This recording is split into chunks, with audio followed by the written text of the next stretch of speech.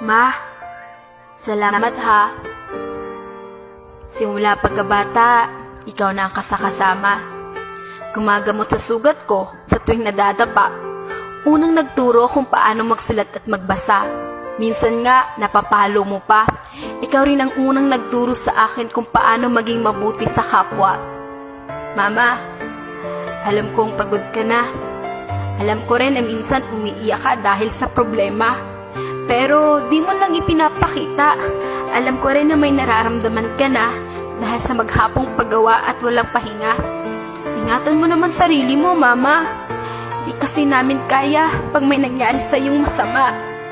Sorry, Mama, kung matigas ulo ko. Di nakikinig sa mga payo mo at pabalang kung sumagot sa'yo. Minsan nagdadabog sa tuwing inuutusan mo. Di ako perpekto. Di rin ako yung tipo na nag-I love you sa'yo. Pero laman ka ng panalangin ko na sana humaba pa buhay mo.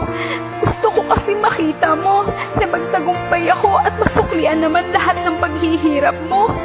Sobrang busy ko. Hindi ko napapansin na mas kailangan mo ng oras ko. Pasensya ka na, Mama, kung nagagalit ako sa tuwing kinukulit mo. Pagod lang talaga ako. Lahat sila, tinalikuran ako. Lahat sila, walang ibang ginawa kundi saktan at husgahan ako. Pero ikaw yung nag-iisang tao na nanatili sa tabi ko. Di nagsawa sa kakaintindi sa ugali ko. Ramdam ko ang pagmamahal mo. Salamat sa sakripisyo mo. Pangako, pag di mo na kayang pumayo, ako ang magiging paa mo. Kung mahina na ang pandinig mo, ayos lang, di ako mapapagod sa'yo. At kung dumating man na makalimutan mo ko, ipapaalala ko lahat sa'yo.